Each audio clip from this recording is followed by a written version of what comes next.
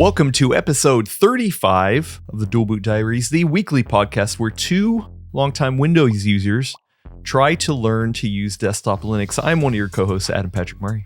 I'm your other co-host, Will Smith, and we are not Linux experts yet.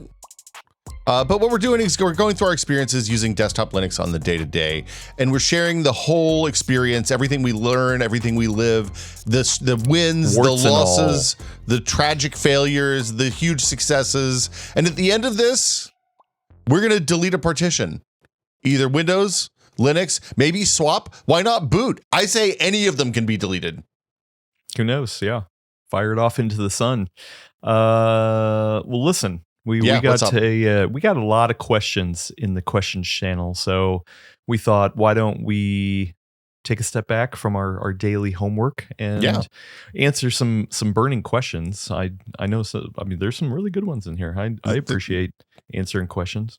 Look, the audience full of smart people. The questions all bangers, is my understanding. We missed you last week, though. Glad to have you back. Yeah, it was fun to have Jeff on. It was also really fun to listen back the episode. So like I did technically edit the episode and upload it and stuff, even though I was out last week. But I didn't really listen to the full episode, so I got to download it on Pocket Cast and listen to it, just like a normal person would. And yeah, Jeff is fun. I like it. I was pleased. I was expecting to see angry comments from you in the YouTube chat and be like, "Hey, where's that other guy? The other guy's better. I don't know." Nobody says that. No, nobody. Okay, well, it was a good time. It was good to talk to Jeff though, and like,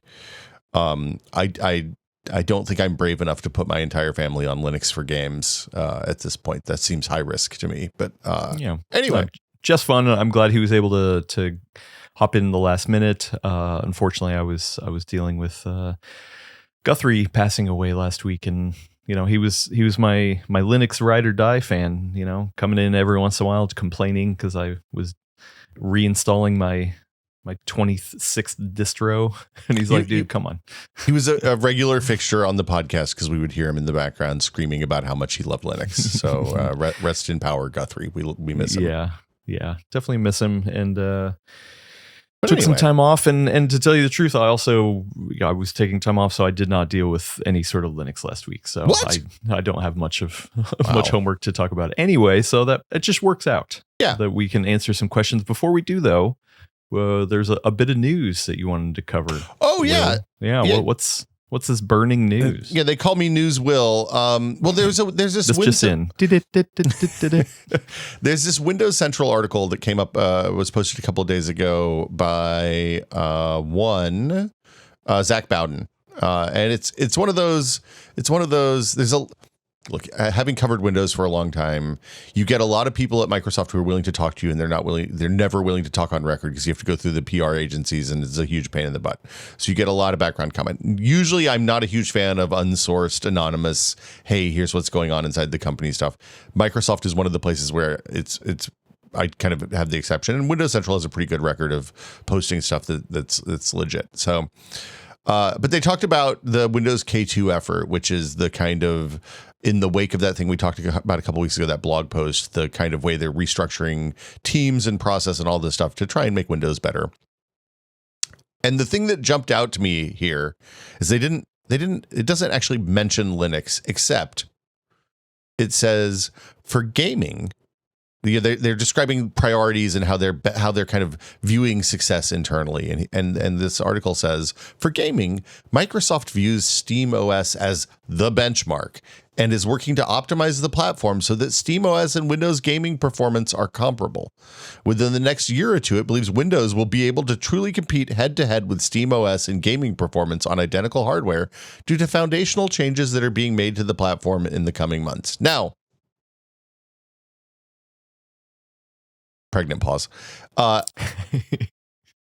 What they're saying is that SteamOS, the experience that their customers have on SteamOS, a piece of Linux software, running games made for Windows, a Microsoft Windows operating system, is better on Valve's side project that runs on their handhelds than it is on Windows, the OS, what the software is made to run on in the first place.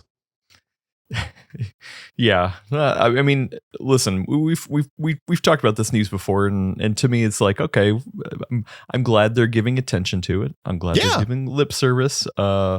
At this point, the proof is in the pudding, right? I mean, we're just gonna have to wait. Like, and the initial changes that have come out so far has been like, oh yeah, we took Copilot out of Notepad, but actually we didn't. So I'm still skeptical, I guess. But I mean, that still seems to be kind of a big deal that they realized SteamOS. I mean, the thing is, they would probably never come out publicly and say the words SteamOS, right? Like the competition. I mean,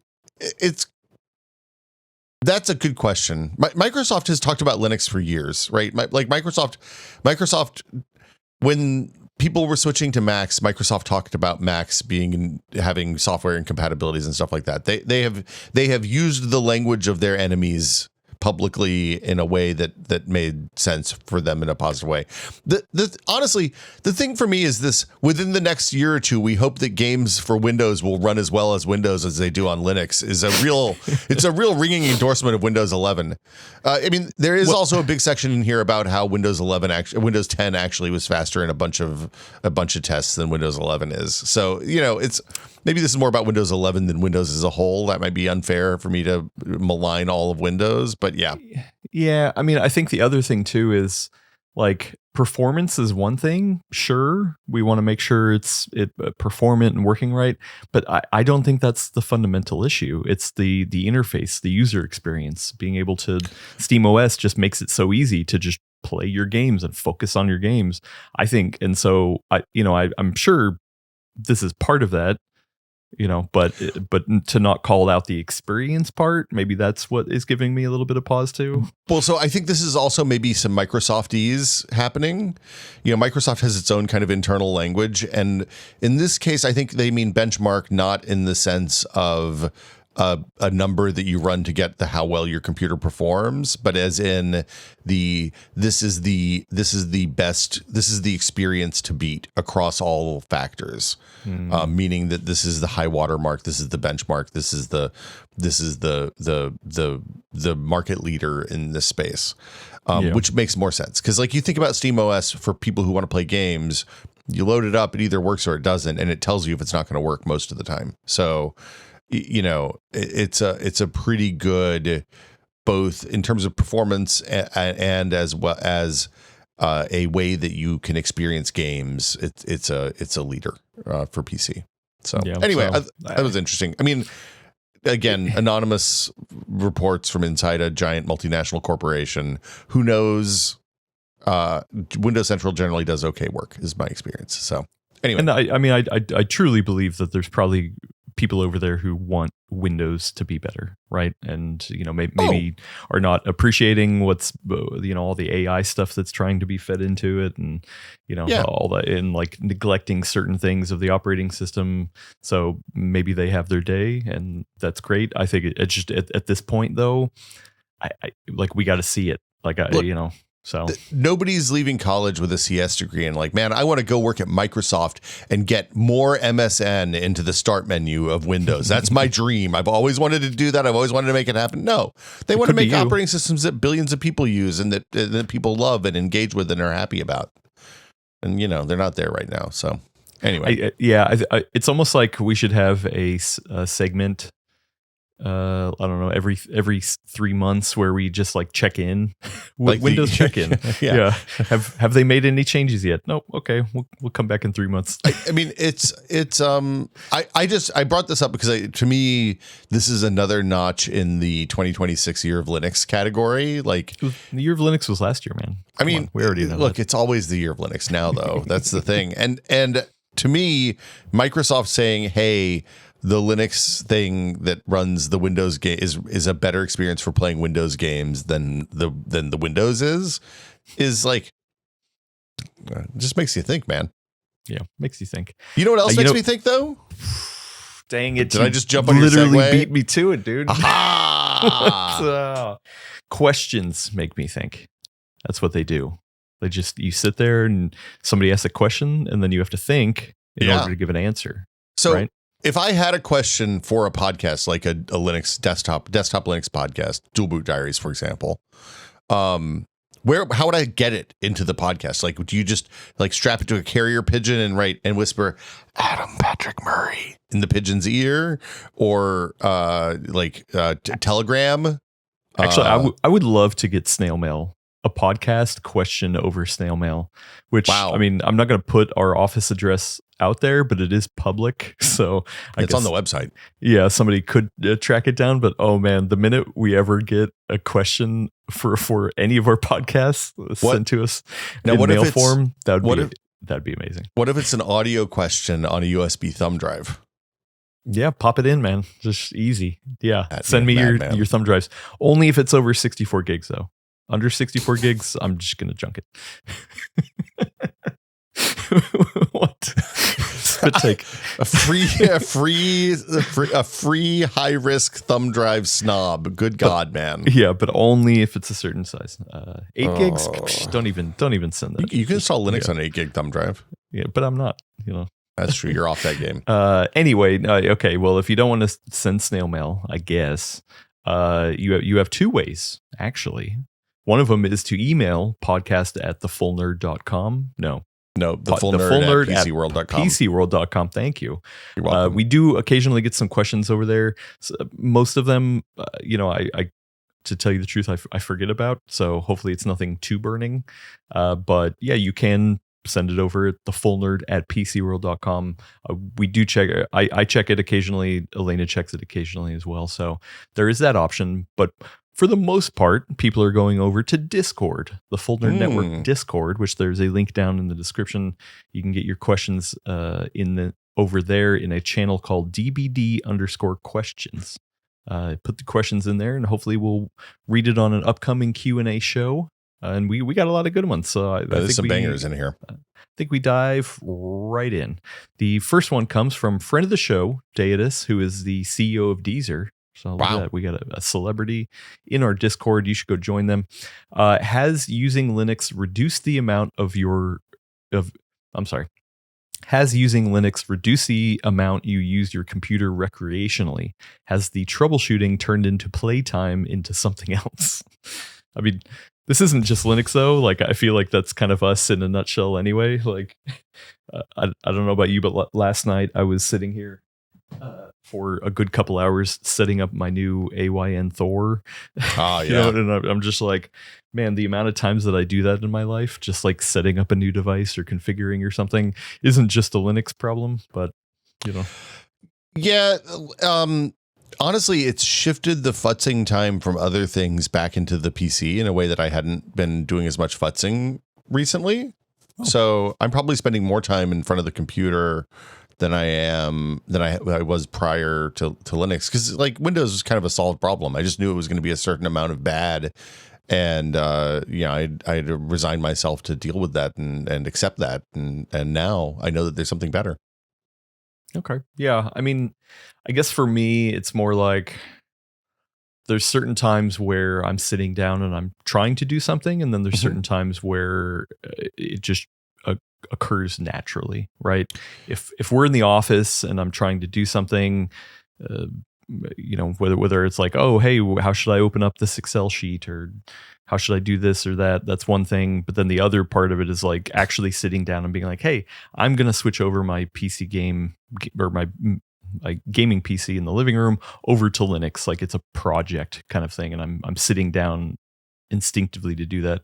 I always like doing projects. Like I said, I'm kind of always doing projects. So that hasn't really changed, but I will say the amount of time that I'm having to think of something or rethink something has definitely gone up, as I guess I'm still stuck in that land of, oh, hey, here's how I do it on Windows. How should I do this on Linux? Kind of thing. So, and the other thing is, for me, the futzing is recreational, right? Like, I love having a project. I love having a new thing to figure out and learn, and like, whether that was figuring out how to do tiling window managers, or like I'm working on learning how to make the kernel module that'll recompile automatically for my fans. Like that whole thing is Like, I think that's really fun. Like, I really enjoy doing that kind of work. It's why I do this. It's why I do this kind of work, honestly, is because figuring stuff out and understanding it is incredibly satisfying for me.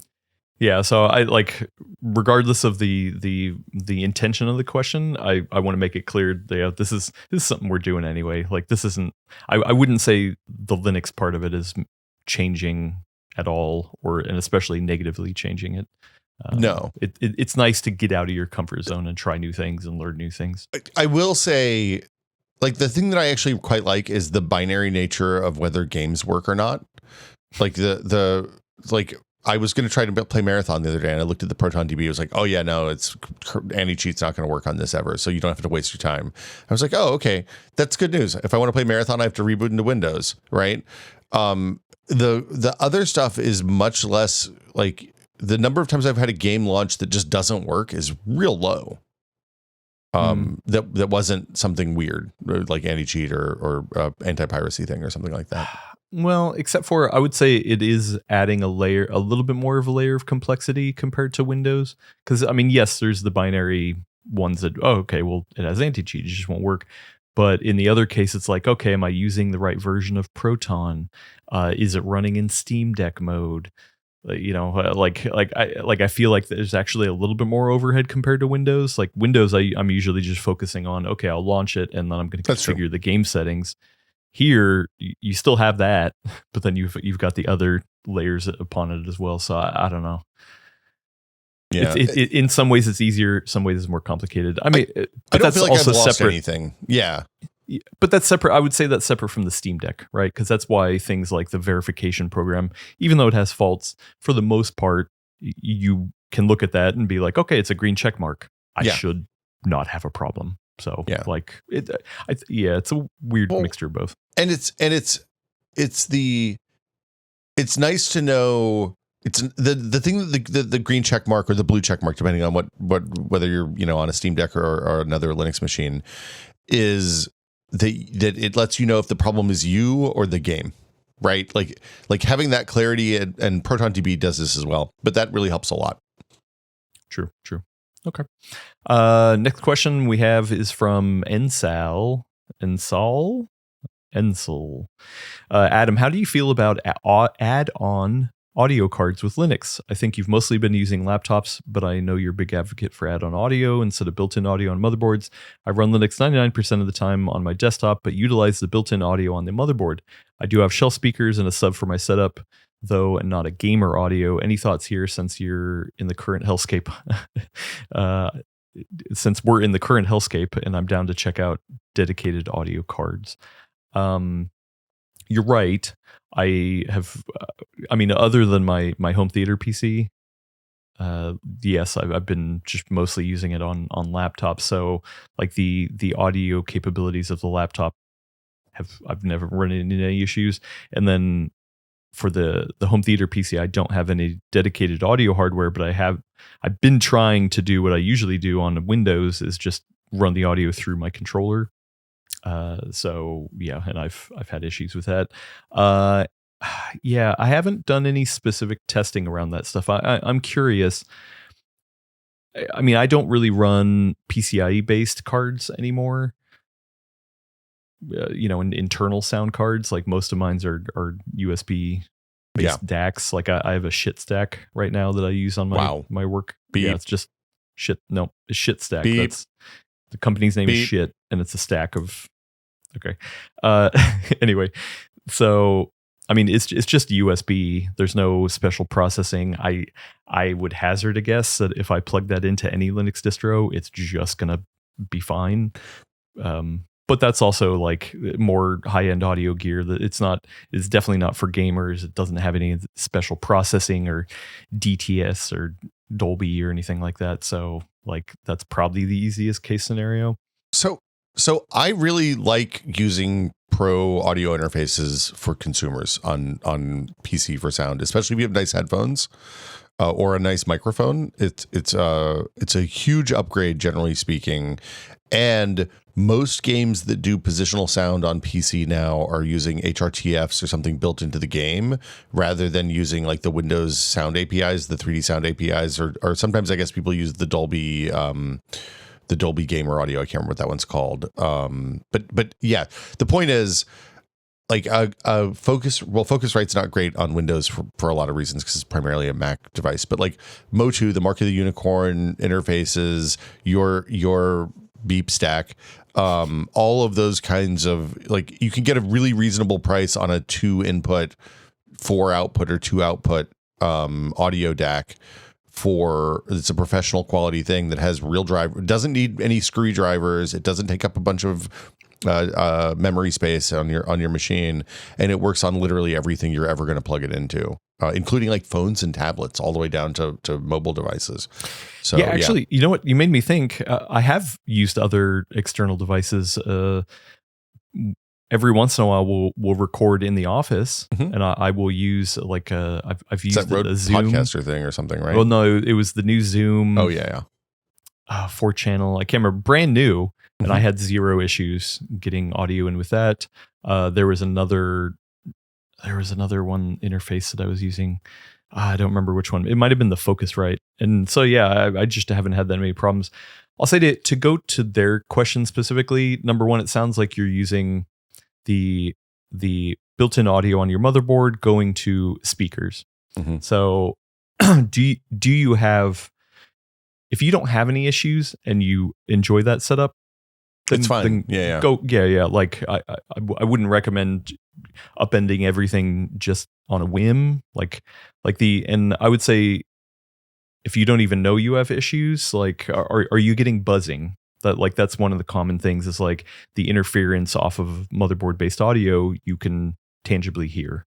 Do you get bleed if there's back other when, grounding problems? Do other people hear their voices back when you're on like a voice call or something with them, right? Like not speaker to microphone interference, but like if you're using the front panel headers on a motherboard and it's a cheap on a case rather, and the case doesn't shield that stuff right, then you can hear often feedback from the microphone input on the what's going on at the headphones on the analog line that goes next to it. So like stuff like that. But if it's working, let it rip. It's fine. Yeah, and I mean, you don't mention the speaker setup you have. It sounds like they're just normal desktop speakers. So that's the other thing is that even if you were to upgrade to a USB-C bass stack or something outboard that gets rid of a lot of that noise and potentially opens up higher frequency responses and bit depths and all that kind of stuff. I just want it louder, man. Just make it real loud. Yeah, then I don't know if you're going to hear the benefit on your desktop speakers. Yeah. Like I think for headphone people, you can definitely hear things are much more noticeable. I think having desktop speakers, you're also mixing in the audio with the ambient noise. Your PC is probably, the fans are spinning up under load, so maybe you don't hear the buzzing, something like that. So that's why yes, but definitely if you're interested, I can give some more recommendations to try something out. But I think if you're just using desktop speakers, you're probably not going to notice a huge difference. So yeah, but if you are using headphones, then I think, yeah, definitely there are definitely gains to be had for sure. I was gonna say the other nice thing about using an external USB device, especially if you're using headphones, is it lets you put the ins and outs for the headphones in a convenient spot for the headphones, rather than having to snake them all the way around to the back of the PC or the front panel connectors or whatever. But anyway, yeah, fun times. Yeah. Next question comes in from Pedja. Are you familiar with the Linux hardware site? So this is linux-hardware.org. It's a project to anonymously collect hardware details of Linux-powered computers over the world so people can have an idea about compatibility, yada, yada, yada. Also, there's another one called SDL Game Controller Database. It's kind of the same thing to get gamepad support. Sounds like it's a mix of Proton DB as well, like what things are going to work for mappings and stuff like that. I've not heard of either of these. Have you? So I've used Linux hardware a little bit, and I've definitely used HW Info and LSHW, as well as like the other things, LSUSB and LSPCI and LS Block and stuff like that. The hardware.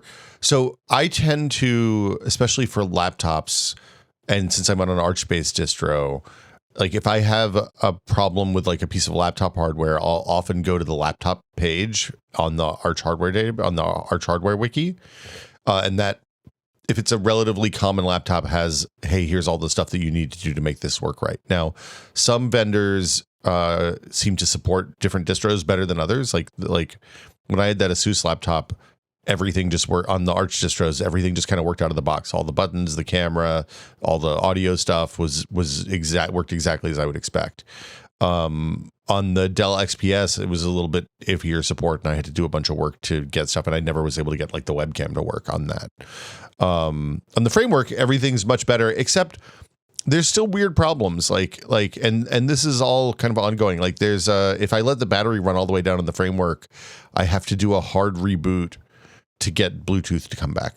Like the Bluetooth radio gets stuck. This is a common bug with whatever, I can't remember what chipset's in that one. It's a Broadcom, maybe. I don't, a MediaTek is what it is actually. And it gets into like a null, hey, you're like a fail-safe state when the battery runs all the way down. The only way to do it on a desktop is to like pull the power from the power supply and let it completely power down. On a laptop, typically you have to like hold the power button down for 30 seconds or something like that. And it's a little bit annoying. But I haven't looked at Linux hardware for that. I'm going to actually do that because I bet that there's interesting stuff there. I was using that to find drivers for this chip sailing fingerprint sensor I bought, so that I can fingerprint my way through sudos in the terminal. Mm-hmm. Yeah, no, I mean, looking at the site, I really love the idea of this. This is a project to anonymously collect hardware details of Linux-powered computers over the world and help people collaboratively debug hardware-related issues, check for Linux compatibility, and find drivers. I mean, I brought this up a couple weeks ago where it's just like, man, we're lucky to have access to all this hardware. I wish there was a way to give information back. And even though, I haven't had any conversations like one-to-one conversations. Maybe this is an easy way for me to, every time I get a new device in, just hit this website, probe my computer. Like literally there's a big green button right at the front that just says probe my computer. So, and you know, I don't know exactly what they're collecting, but I mean, it's especially like on a new device install that doesn't have any personal stuff set up yet. I would have no problem like doing that.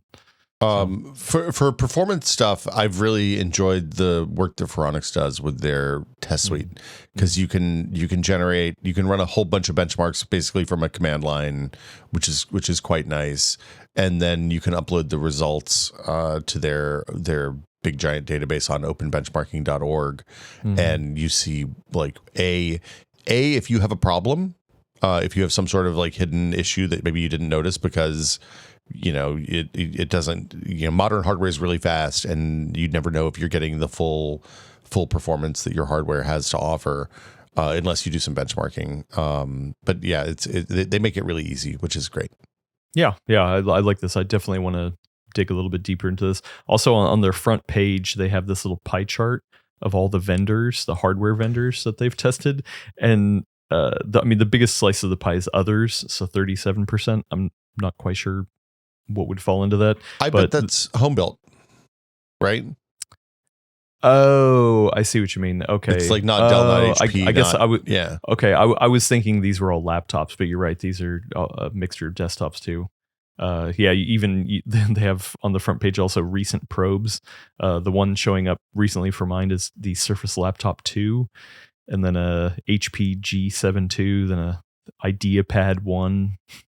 Like, you know, a lot of older hardware. Oh, there we go. There's a ThinkPad T420, like almost the same exact one that I have. I have the 422, I think.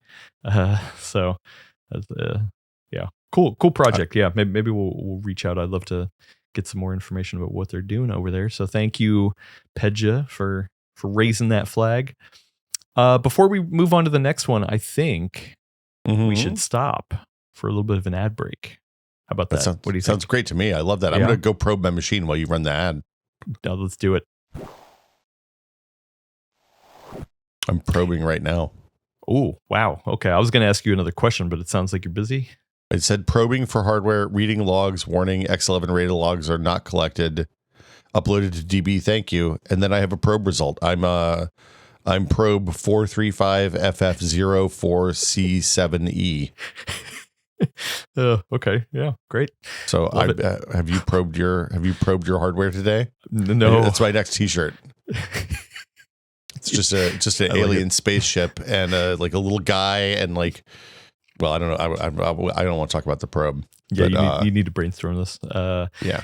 Anyway, while you're thinking about a new t-shirt design, we have another question. This one's from Reagan. I've been trying out a new commercial Photoshop alternative for Linux called Fog Panther. That's a sick name. It's it has a $69 price tag, which is a rarity in Linux, and I've seen basically zero expert discussion of it, even on Linux blogs and podcasts. I don't know who the developers are or if I should trust them. I'm not sure if the silence around this app is because it's too new or if everybody has collectively dismissed it for some reason. What are your feelings about commercial non-FOSS apps on Linux? Have you paid for anything? So I'll start off by saying I've never heard of this. Have you? I've heard about it before, but I haven't looked at it. I've never dug in. Okay. They're on 0.74, so it's prior. It's pre 1.0 software. But $70 is a thing I would take a bet on for native raw and PSD support. Full PSD support everybody says they have full PSD support, and when you throw a real PSD at, nobody has full PSD support but Adobe, unfortunately. Yeah, so I'm curious. Sure, I'd be down to look into it, poke it around. But yeah, I mean, what do you think about paid stuff? Have you paid for anything in this Linux journey? Well, remember I paid for that music software that turned out to be made by people that everybody was like, oh, you don't want to pay those people for stuff. They're bad. Yep. Let's see. I at some point I'm going to pay for. I'm probably going to end up paying for DaVinci Resolve, although I've been using the free version of Resolve, and like I don't, for the kind of videos I make, they're generally pretty short. I don't do it's not like I'm exporting a 3-hour long podcast that's going to take me that I would need GPU and code on the video to manage. I might be fine with the CPU based encodes, which is the main thing I would use in the fancy version of Resolve. Well, it's not just encoding. I think it's also acceleration for certain plugins and stuff, which, I mean, you're probably not using those plugins. Yeah, you don't need that to do a clock wipe, man. Star wipe. Let's see, the other stuff I've paid for, that might be it. So I've thrown money at stuff. I put some money, I've been doing GitHub, the thing that, the support this thing on GitHub where you give them like $5 or $10 or something like that for something that's super useful. And I might not have done it because I don't know if I have a credit card in GitHub, but I need to do that for cooler control because that thing is a life-changing for me. And then there's a couple other small projects that I would throw a couple bucks at happily, and should. But no, I don't think I'm paying for anything commercial except for that one thing. That's the weird thing that I guess I'm trying to distinguish is when either somebody is not asking for donations, but if it's like donation based, or you're giving a donation because you want to support it, or it's a very small fee for some sort of application because they think it was worth their time. Like that still feels different than commercial. Yeah, I would, like, in my mind, the word commercial makes me think of something bigger, like Blackmagic doing DaVinci, or Canonical has the pro license for whatever support that they have, things like that. So I can't think of any commercial stuff other than, but I already had a DaVinci license from the Windows time, so I didn't purchase that just for Linux, but I paid for Reaper. I bought a Reaper license. Okay. Which like also is Windows software, but primarily I'm using it on Linux. But do you feel like, I guess at the heart of the question is, do you feel like it's a different equation? Do you feel like it's different than paying for stuff on Windows? I don't think so. I mean, look, the amount of Windows software I bought outside of the obvious big stuff is pretty low. Most of the Windows, like I guess, like on Windows, I bought Files, which is the third-party file manager replacement, right? Which was, I think, $5. So it's we're maybe not the right people to ask this, because like also every piece of software I buy that I talk about into a microphone, I'm going to pay, whatever my tax rate is less than the MSRP for, because I deduct it all from my taxes. Right. So the barrier to entry is lower. The opportunity to have something to talk about in terms of content is always way more interesting than $30 to me. So yeah, but like generally speaking, I kind of, it's funny, we've talked about it, and Brad and I have talked about it on the Tech Pod both, that I kind of feel like I should be doing more ongoing support of the open source software that I use the most. And for me, that's stuff like OBS. I use an incredible amount of the time. Like it's basically always running on my computer, and Signal I use all day, every day these days. So Open Deck, the Stream Deck, the Linux version of the Stream Deck software I use all the time. So stuff like that, I should put my money where my mouth is, as I have money to put where my mouth is, because it's really useful. And I think the thing for me is that I feel that as well. Like it's almost like on the Linux side, the things that I really want to exist, I want to put my money behind, right? And I should do that as well. But how is that different on the Windows side? If you find a tool on Windows that somebody really cares about, and like, why would you not want to also? Well, I do support them as well, right? Like I don't know. To me, it feels different though. I gave Remo, the guy who makes fan control, money a couple of times, because you like often. True. I don't want to say it's transactional, because that's not exactly right, but like I had a bug and I posted the issue on the GitHub for fan control years ago, and he responded, was like, "Oh, hey, you found a bug. He sent me a log." And then like 3 hours later, he sent me a patched version of the thing to test, and it was in the main release like 2 days later. And I was like, "Yeah, I'm going to send you $20. That was awesome. Thank you. You fixed my problem." And but I don't do a lot of recurrings and that kind of stuff. Yeah, I guess. Yeah.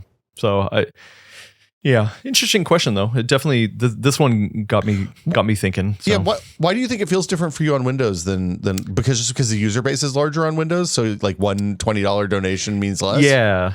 Because I don't know. Like if here in Linux land, it feels like everyone's working together and it's community based, and like, oh hey, if you really want something to survive, like you got to either give it attention or contribute or give it financial support, and because who knows, it'll just die on the vine in some distro in some land that doesn't get supported anymore. But on Windows, it's like, oh, okay, economies of scale. Like maybe I'm less likely to be like, I'll give you a couple bucks, because guess what?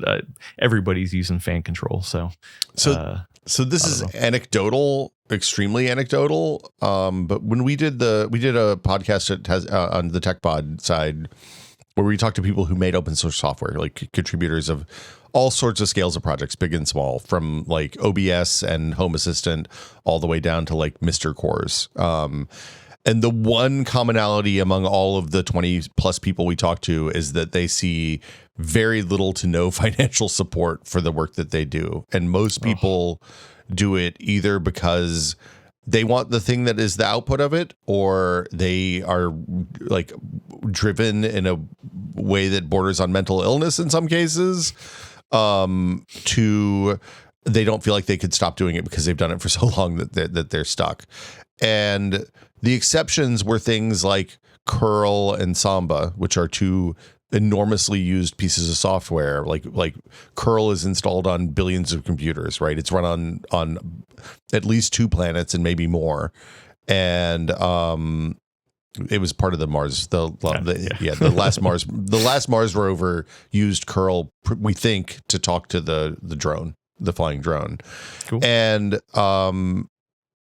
like the people who did that, the guy who made Samba worked for Google for years and years, and they paid him a Google salary to do the work that he was doing as part of the open source project, right? The guy who made curl was employed by some German tech company because they wanted the guy who made curl in their offices to ask questions and to get first run support and all that kind of stuff. So when I go to like the OBS support page and I see COH Carnage, who's a big streamer, putting in a couple $100 a month, that's awesome. When I think we talked about it a few weeks ago, when Framework announced that they were going to support Cashy with $250 a month, all of a sudden that made them like their third biggest donor right? It increased the amount of money that they were making on Cache fairly significantly, which was like, A, on one hand, great for framework, but also B, damn, we need to give the Cache guys some money, because like if I really, that's the place I should be putting my money right now, because I love Cache and they're doing great work. So anyway, I'm done ranting. Yeah, no, yeah, it's definitely one of those things that I want to support. So it's maybe it's not, it's less that I was not willing to support on the Windows side. It's like I feel the drive to support more on the Linux side. So that makes sense. But yeah. I got a very pointed question from Dude Bro for you, Will. Recently inspired to switch to Neri/Noctalia on my ThinkPad. Is sway lock / sway idle the only way to get the screen to lock when the lid is closed? No. The Noctalia stuff adds that in natively now. So see, this is one of those problems with everybody siloing their support stuff in Discords and stuff like that, where it doesn't get searched on the internet, because that Swaylock post is from like July of last year, because I saw the same one. So what they're asking is, when you're doing a tiling window manager, you kind of have to do some of this stuff yourself, or you did in the beginning. At this point, Noctalia handles all of that, and you may have to write a command in your Noctalia settings. I'm going to look. I'm trying to find out where I'm looking. It's literally scrolling for it right now. But that is, it's under the idle settings, and you can say turn off the screen, lock the screen at certain times. You can also do custom idle commands tied to specific behaviors, or you can use Swaylock. Swaylock does actually work. Like, it's the normal Linux thing where there's 30 different ways to do these things. So, okay, nice. Here's a fun one from I Can't See. I have an HP Pavilion DV7 laptop from late 2012. In the late 2010s and into the 20s, it could hold its own with some gaming. Would it be better to clean it up for light Xbox, or put older Indies on it, or install Bazite if possible, or just sell it for the RAM? So I did look up, they shared the specs, and I filled it out. So it's an Intel Core i7 3610QM, which I hadn't heard about that specific model. It's Ivy Bridge based, 4-core, 8-thread, up to 3 gigahertz boost, 8 gigs of DRAM, and then the GPU is the NVIDIA GeForce GT 630M with 1 gig of VRAM. So yeah, very light gaming. I mean, I mean, just for anything, I'd be really curious to see how that thing performs on Bazite, because I bet it would just the feel of it would be real nice. But yeah, I don't think you're gonna be able to sell it for RAM. That RAM stick in there, that's probably DDR3, right? Ivy Bridge is DDR3, I'm pretty sure. Yeah. So like, sorry, you're probably not gonna get much money for it. So I don't know. Just for fun, I would put Linux on it just to see how it feels, because they were running Windows 10, so you can compare and contrast. Or do you think there's a different project to do with it? I think laptops make interesting home lab options because the idle power is really low. So you can, let's see, does Ivy Bridge? Oh, it has an NVIDIA. That's before NV Sync, the NV Yank though. So yeah, so like you're not going to run Plex on that probably. I mean, that's going to feel like a bad Chromebook is my guess. Judging by your experience with that Lenovo, did they say if it has an SSD? They didn't, did they? Because like if it has an SSD, it's going to feel a lot better than if it has a spinning hard drive. Yeah, right. Yeah, that'll be a big upgrade. But I really don't think I would put money into a machine that old. Like, I know that we're on Linux and that like the whole thing is you can run anything on Linux. There's a realistic limit to that. 8 gigs of DRAM is probably right at the edge. And yeah. I was going to say the other thing, which we had talked about a little bit yesterday in the office, is having a dedicated machine for time appropriate gaming. That's so true. Like what if you go back and load what this is probably, so late 2012, is that Windows 7 days? That's Windows 7 moving into 8. Yeah, so like load Windows 7 on it, like roll back to the original OS Yeah. that it had on it, load up some games from that era, and just be like, oh, this is a pure nostalgia machine. Yeah, the other option is that machine will probably smoke Windows XP or Vista. So if you want to play, there's a couple of time periods where PC games are kind of hard to play now, and that early to mid 2000s up until 2010, until Windows 7 hit, really is kind of difficult to play. So you could do that if that era of gaming is in. If you want to play Splinter Cell, the original one, that's a way to do that without having to jump through a bunch of hoops. Or what about Halo 2 for Vista Edition? Or that what you was can't the play name of anymore that? because they killed the games for Windows, so you can't authenticate it. Yeah. Thanks, Microsoft. Damn you, Mike. Yeah, why didn't you talk about your K2 project in that, Yeah. huh? You know what? Yeah. We're bringing back games for Where's Windows Live. Shadowrun? Yeah. Shadowrun? Shadowrun. I had Shadowrun. fun with Shadowrun. It was fantastic as a PC player. I don't think the console people had as much fun. But that's fun. It is fun to find use cases for old laptops. And like the other thing is, there's real benefit to having a futzing laptop. If you want to learn how to use the Linux, like if one of your goals is to learn how to use Linux, just put Fedora on there and let it rip, and then it may be worth doing the upgrade. But if you break it, it's no loss, right? Like everything's cool. You just start over. Yeah. You should reinstall. That's what I do. Adam loves reinstalling. Be like me. Mr. Reinstall. Here's one from is this Iodrick? Tendrick? Lodrick, I think. Lodrick. There we go. Okay. I've been using Fedora for about a year and have mostly been following the defaults, including installing software from the store. Last week, Will mentioned that Flatpaks are more battery intensive and power hungry potentially, but Fedora defaults to Flatpak for everything it can. I currently have 56 Flatpaks installed. Should I be switching to DNF? Wow, Will, you're making people worry about their package install practices. So I was talking about Flatpak Electron, I think is when we were talking about. And maybe I misspoke. Maybe he's conflating. Electron is real power hungry. Like there's a maximum number of Electron apps I can run on that MacBook, the 2015 MacBook, and it's way lower than I would have expected. 67. No, it is not. I wish it was 67. That would be amazing. It's like 3. If I have Discord and Slack and Signal and one more thing running, it's like I'm gonna have a bad time. So I think Flatpaks are fine for having a more portable way to share applications, right? The problems come with Flatpaks when you want them to interact with each other. So, for example, I want my Open Deck to be able to talk to Discord because it needs to do that in order for the Discord integration to be able to mute my microphone when I press the button on my Stream Deck.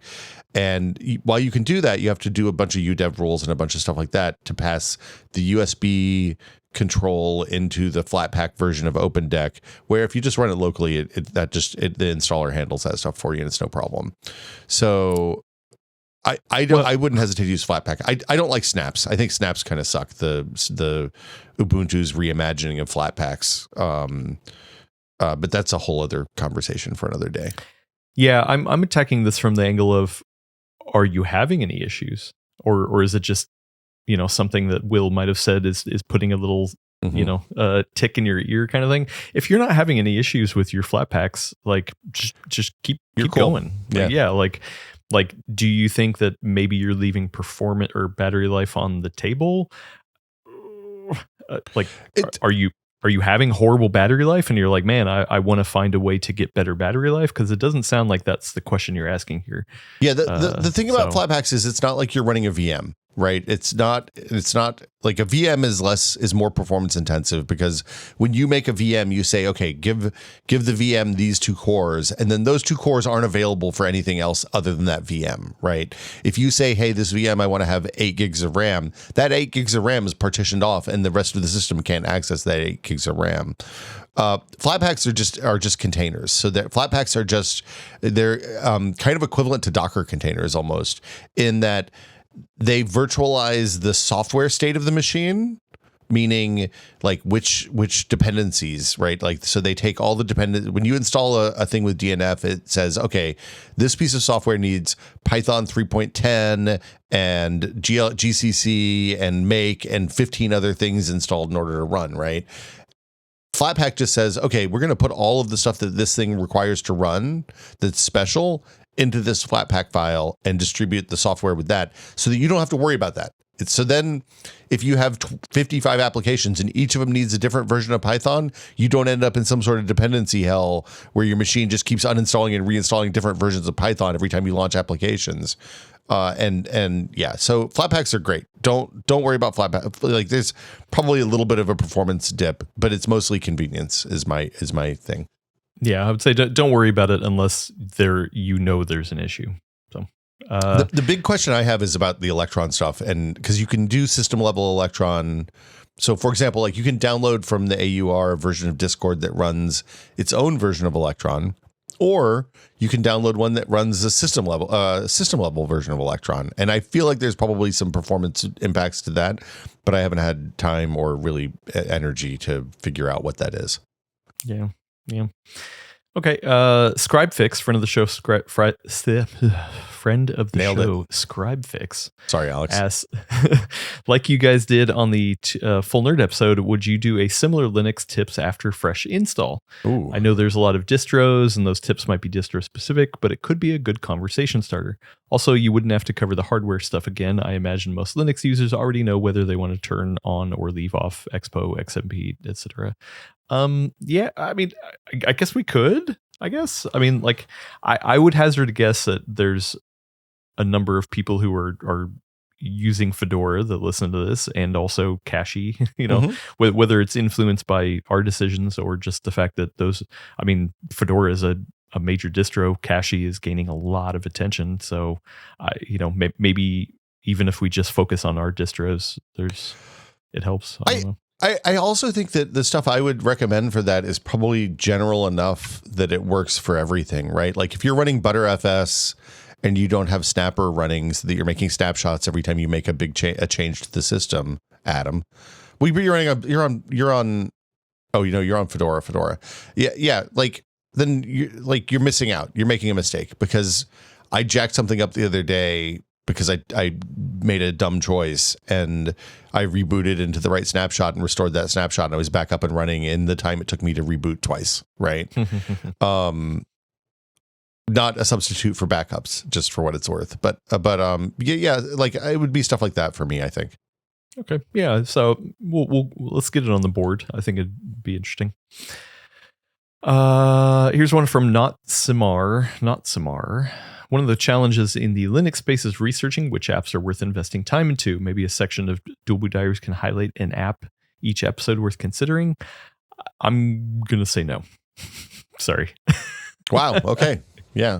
What do you think? I really like that. I thought it was a great idea, but Adam's already put his foot down, so I can't change. You can't change the weather. Sorry, Not Smart. Well, the reason why I say this is because I've had other video ventures where if you get locked into, oh hey, you got to do something every week kind of thing. No buckets. It then kind of it pigeonholes you after a while. Yeah. And like then it's just like, okay, well, maybe later I'm just trying to find something just to find something, and I don't know. I hate that. I'd much rather do an episode talking about where I go to look into applications to find stuff that's useful. So like, yeah. Also, I don't know. I feel like we kind of do this through the natural progression of what we're doing anyway. Like, sure, this isn't like a specific segment of the podcast that we're dedicating to highlighting something, but I mean, we're talking about new applications all the time that we're coming across, right? Yeah. So like like I like the idea. I'm sorry for just really shooting it down. Poop on this guy's idea, but yeah, I don't know. You could have just not taken the question, man. So I'll say yesterday we were sitting at the office and we were going through old cameras and stuff, and I needed I have an image viewer that I use here that I love, and I couldn't remember what it was called. So the one I use here is called Geekie, Geekie, Geekie, I guess is how you say that. And it's basically like a version of any of the Windows or Mac. Like, hey, you can open up a folder full of pictures and hammer through it by hitting the arrow keys real fast. But I would much rather talk about, like, I would much rather teach people to fish than fish for them, if that makes sense, and talk about, hey, here's where I go, here's the kind of searches I do, here's what I do when I'm looking at like 5 different options. Often I just install all 5 and then get rid of the ones that I'm not gonna that I end up not liking. So, or I leave them on my machine forever, like the Thunar file manager, which I'm kind of afraid to uninstall now because it had a lot of dependencies. Anyway, yeah. So, all right, interesting. Yeah. Let's get to a couple more here. KPB321 blast off. Anyone have a recommendation for a backup/cloning program for a Linux Bazite system? I want to channel my inner Adam and reinstall, but I don't have a relatively quick and easy way to restore it back to the current system if something goes wrong. Clonezilla seems popular, but also, I can back up either to a local hard drive or a NAS. So, do you have any tools specifically? So I don't have backup set up on my Linux machine, really. I gotta that's put that on my homework list to figure out. DD will do a bit by bit, block by block backup of a hard drive. It's like the standard way to do that. The other thing is, if you back up your home folder using like Clonezilla, or what's the other one? There's a file. Well, I used that tool a couple episodes ago. What was it? Save desktop. It'll save your desktop environment configuration. In so, like not the same exact file, thing. right? Yeah. So it didn't save the actual files. But yeah, for the most part, like it's going to be in your home, right? Well, so I mean, the thing fundamentally is it's different than Windows, right? So to save the state on the machine, you needed a list of the applications that you've installed, not all the dependencies for the applications you've installed, but the list of applications that you chose to install. So like Geekly on mine would be one of the things that I have chosen to install. DaVinci Studio packages, because like you want to know which packages the user started an install on, right? And then that'll pull all the other dependencies. So that's like the application state of the machine. And then you need the contents of the home folder. And that's kind of it. There's a couple other places that you might have made changes, like I've made some changes to like my PAM configuration so that the fingerprint sensor works, stuff like that. But like for the most part, I'm sure you installed games maybe somewhere specific other than the home folder. Those are all, but those are all on a separate drive, right? So maybe. Well, I have them on a separate drive. But if you install them with Steam by default, they're just installed in your home folder. Right, Steam installs games in your home folder by default. Oh, really? So yeah, okay. So the backup situation is both easier and more difficult because it's a different metaphor kind of. This is why Nix was neat, is because Nix, you just set up the entire configuration from one text file, all the installed stuff, it's wild, not for normal people. I guess the other part of the question that isn't really specifically stated in here that I would have is that, are you trying to reinstall because there's something going wrong? Like if you're just backing it up and reinstating it, you probably are bringing over, whatever problems that you're trying to figure out. So, I'm not exactly sure why they're reinstalling, but if they're saying they're channeling their inner Adam, then usually it's because I did something. That's usually wrong. A bad idea. Like you should, your inner Adam. If your inner Adam's talking to you, you should be like, hey, go away, inner Adam. I need something else. So I don't know. Unless your Bazite system is just like you heavily modified it so many different ways that you're just like, like the idea of restarting from scratch is just painful. I don't know. I would maybe challenge yourself to start fresh and be like, okay, what do I actually need on this system? Or here's the other thing I didn't even think about searching, is that maybe Bazite has a built-in clone backup tool. Yeah, I don't think so. I don't know, I can't find it. The backup situation in Linux is like, look, the backup situation in Windows and Linux is both bad, right? The Windows still includes that Synaptics backup tool, the one from Windows 7. but they don't really make it easy to find because I think they have to pay those people every time somebody runs it. And then their modern solution is, just pay us a whole buttload. Like I have 8 terabytes worth of drives or something ridiculous in my machine.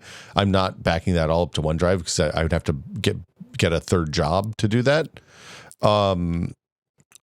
So yeah, like we're kind of in the same boat here. I really, it would be lovely if there's just a tool that somebody can tell us about that it will handle backing up and restoring. Because that's the other thing is like the backing up is great, but if you can't actually restore and or pull the data you need out of that backup, then it's of incredibly low value. So yeah. Okay. I mean, you can just DD and tar. You can just tar and gzip your entire home folder though. That's the other thing. Like you can do that for the whole drive and just make a big giant gzipped blob on a NAS or a hard drive someplace, and then what'd you call me?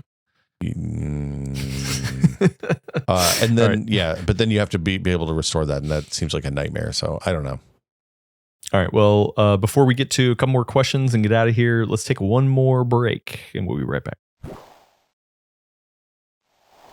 And we are back. We're back. We got a couple more questions before we get out of here. Friend of the show, very friend of the show, Bertrand asked, how is the game modding scene on Linux? Wondering if Will, Brad, or any community members have experience on this front. Melon Loader, the main way to mod Unity games, added Linux support, but it's unclear how games that rely on third-party tools made for Windows will work running them under Proton, etc. Actually, real quick before you answer that, Will, how much do you mod your games?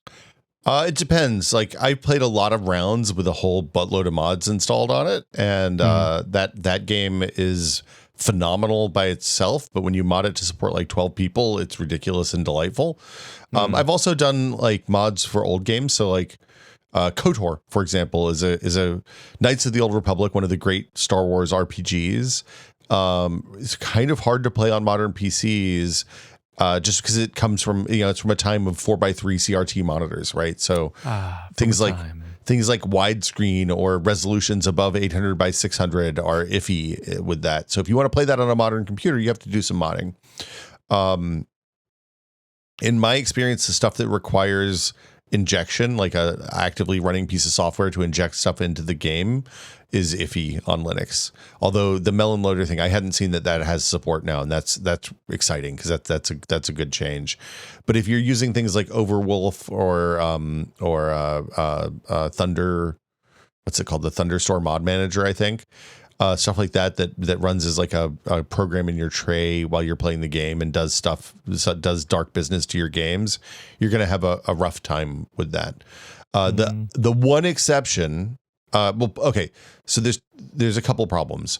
The main one is that by default, they're not going to know, the tools aren't going to know where to look to make the changes that they need to make the game do the thing that they want it to do. Because Steam saves your Windows games in a weird subfolder off of I think it's the .steam folder in your home folder, and each one has its own tree. So it's not like Steam has a common Windows drive. It's that Oblivion uses one and Skyrim uses another and Rounds uses a third. So like the software has to be aware of that structure in order to work, which is challenging and probably more than I'm willing to do to make those games work in a meaningful way. The ones that do, like the KOTOR mods are different, right? So KOTOR, you typically download a thing, you run it, it makes some changes to the system files, and then like nobody's doing patches for KOTOR in 2026. So you're not gonna, like, Steam's not gonna overwrite those changes. And if you do that work on Windows and then copy them into your Linux folder, it's probably just gonna work. So as always, it's a mixed bag. As always, you have to understand more about what's going on the Linux side for it to work than it does on the Windows side. The one exception is that anything that has Steam Workshop support for mods just works out of the bag mostly. Yeah, that's what I was going to say. I was like, because there's mods built into Steam, right? Yeah. So like doing it through that, I guess I've never used it, but I would hope. You might have used it and not even known. Like we did Steam Workshop support on the Anacrusis, and if you joined a game that had mods turned on, then it would have just downloaded the mods and you would have never, like nice. it was like for the thing we were doing was the mods were for like cosmetic items, so you could make your own hats and clothes and stuff like that for your character. And yeah, it was there's a lot of games that support that stuff. So okay, cool. Yeah, I don't, unfortunately I don't have too much to add because I'm not a modder. I really don't do too much mod. Like there'll be specific scenarios where it's like an old game that I want to play. Like there was a really good project where people were taking the PC version of Silent Hill 2 and then modding it to like not even modding it, just like almost remastering it. I actually don't remember the name of the project. I should look this up real quick. The Silent Hill 2 PC. Silent Hill 2 Enhanced Edition. Like that thing is amazing. They're pretty much done with the work, but it's like the best way I've ever experienced playing Silent Hill 2, and it was totally worth the time. And through the course of the like it took years of the project, and every once in a while I check in, but like by the end they had an easy launcher that you just download, you point to the ISO file that you have burned yourself, and then essentially just go through the steps of doing it, and it's like a package container that was just so easy. I love it. So another one I guess I did recently was for the Need for Speed Most Wanted, the original 360 version, because that one's actually really hard to get, and I found people who were modding the hell out of it on PC. So like I have that installed on my Windows drive because it was a ton of like, oh yeah, here, drag drop files here if you want to change this, download this, all that kind of stuff. But for the most part, I guess I'm a stock kind of guy. So there's a lot of interesting stuff happening in like the recompile space right now for archival stuff. Like a lot of, I want to say N64 and GameCube, and maybe starting with like Xbox 360 games are starting to get like they'll basically just recompile the executables for PC platforms, and those run great. You just have to point them at the appropriate pack files or zip files. But do they run on Linux? They should, yeah. Yeah, well, I would assume so. I haven't tried any of that stuff, but not recently. But yeah, I mean, I think as always, your mileage may vary based on a whole host of things, but they should run fine. Okay. Scoot asks, hey Adam and Will, did you repaste those old laptops you put Linux on? You could be leaving some performance on the table. When I saw this question come in, I was like, wow, I did not even think about doing that. Maybe it will help. I'm totally not against it. Would you open up your MacBook and I'm not taking a MacBook apart.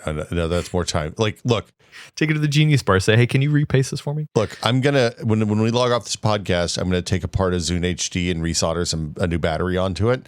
That's as far as I'm going. That's my limit. I'm not repasting a 12-year-old MacBook. Repaste the Zune. I mean, I have it open. It might as well, right? While you're in there. I just love the idea of. I don't think it has any paste. I don't think it even has cooling like that thing. It's just like a little tiny ARM processor. Yeah. I don't know. It uses the metal of the frame to cool, probably. Yeah. Okay, sure. I mean, except the only thing that gives me pause is I might do more harm than good, because usually the tension mechanism holding down the cold plate for mobile processors is like very specific. This is why you need a torque wrench. Yeah, I don't know. I'll open it up and look. It might be easy. It might not. So yeah. This is on our upcoming Patreon. One of the tiers is buy Adam a torque wrench. Yeah. It turns out they're kind of expensive. Callus asks, Will, how long will it be before you convince Adam to embrace the home lab life and run his virtual machine for Adobe on a server at home surrounded by Docker containers? Look, man, this is the real answer to your Adobe problem. Like, you need to do the edits just like Hollywood movie editors do, because they're not allowed to download the movie files to their local clients. They're just running on VMs in the cloud, and this is the real answer. I'm not against that. Yeah, not against that. But it's the idea of having to build that myself and like troubleshoot it, and like if there's an issue, what can I just call you, Will? And yeah, be like, absolutely. Hey, $500 an hour. I'm ready anytime you need me. Just let me know. that's like, and it was great to hear Jeff, like be like, oh yeah, I've set this up and that up, and I've been over to his house. He literally has a rack, yeah, that's just running all of his like home stuff, and I'm just like, but then it's on me. Like I don't want to manage that. At the end of the day, it's always on you, though. That's the thing. The question is it really is it all the way on you, or is it just kind of half on you and half on somebody else? Yeah, but it's either that or just run Photoshop in Windows. Just always locally. Taking the easy way out, Adam. I don't know. Right. I think the I don't know. I actually don't think this would be as hard as you think it would. Look, you set up Proxmox and then you just build these VMs on your desktop and then you copy them over to the machine and then you just remote into it just like you would any other remote client. It's so simple, even a baby could do it. That's what the kids crave. Home labs, wow. Proxmox, okay. Right. VMs, virtualization, Hyper-V. After lots of toiling and help from Discord, I had figured out that one VM solution. So I guess maybe I could. I don't know. Like, you've already done the hard part. You just need another back end to run that. Like, what if you were running that VM instead of on your local machine, like a peasant? What if you were running it on your own cloud? What if you were one of the cloud lords instead of being a cloud serf? Think about it. Wow. Okay. Yeah. That is a lot to think about. And we have 2 more questions to think about to wrap up the show. Number 1 comes from MTK. I realize this is for questions, so I'll phrase it in the form of a question. Where should comments, not questions, about the show be posted?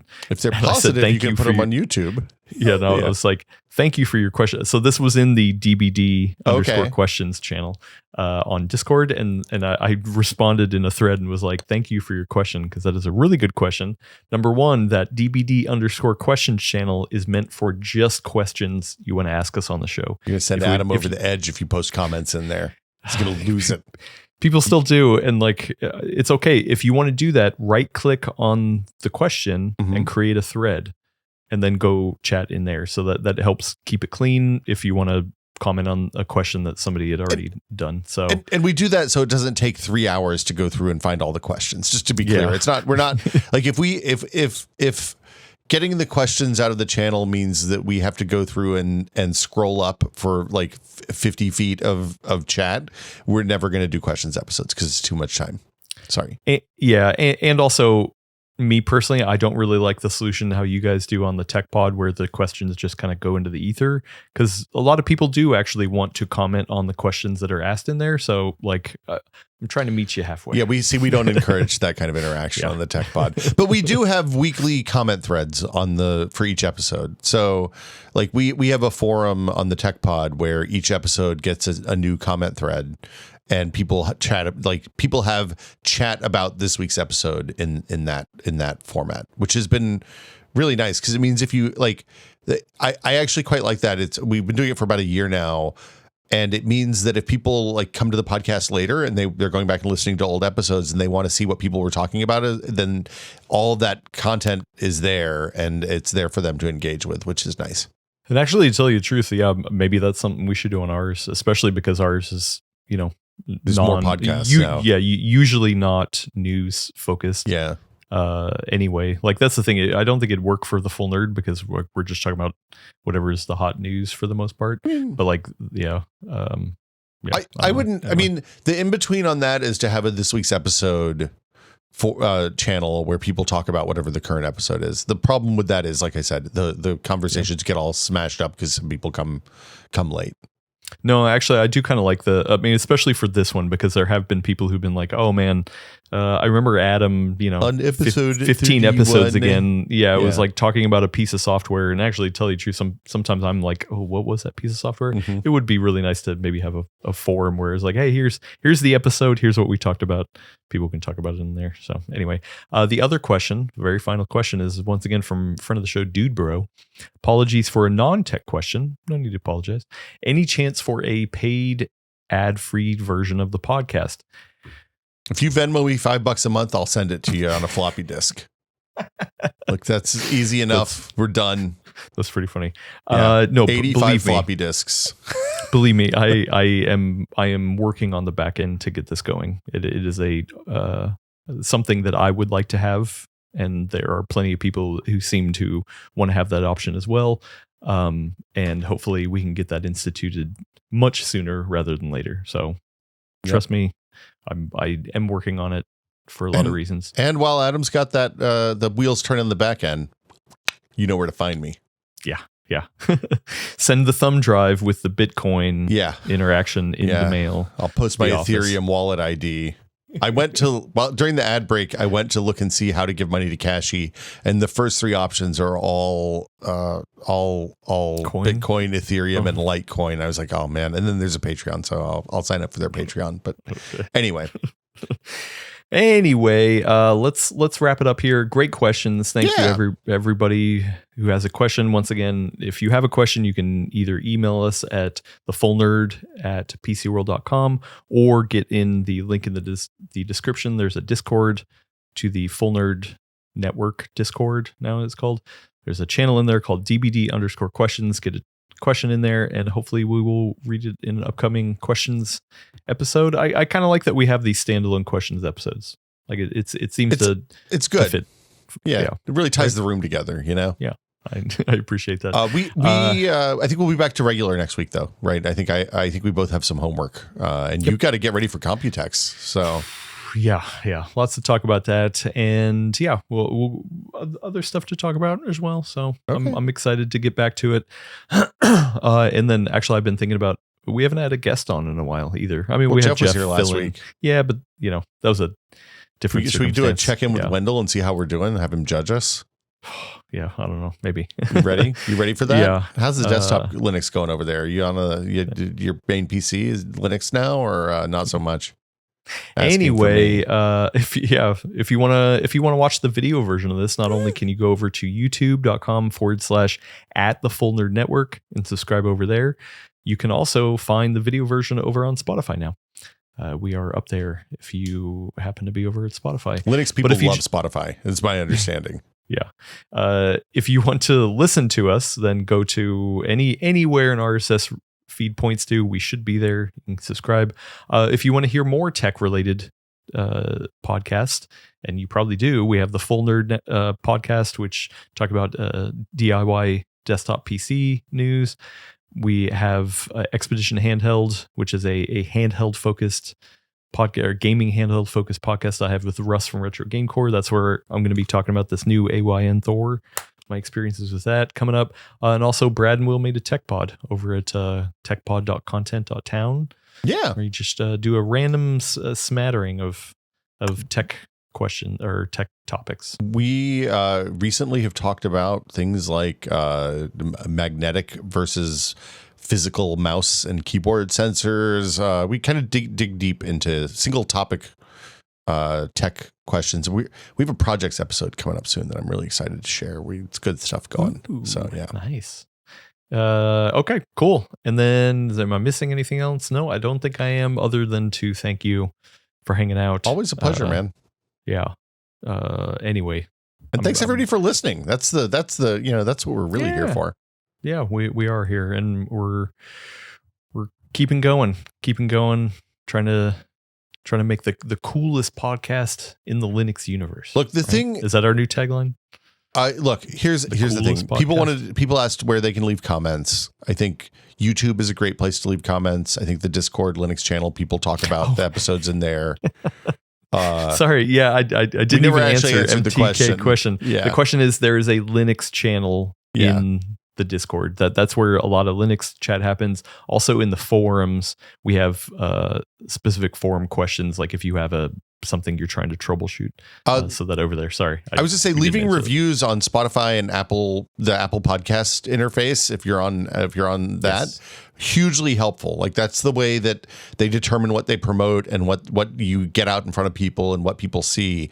So leaving reviews over there and sharing it with your friends, both really, really useful.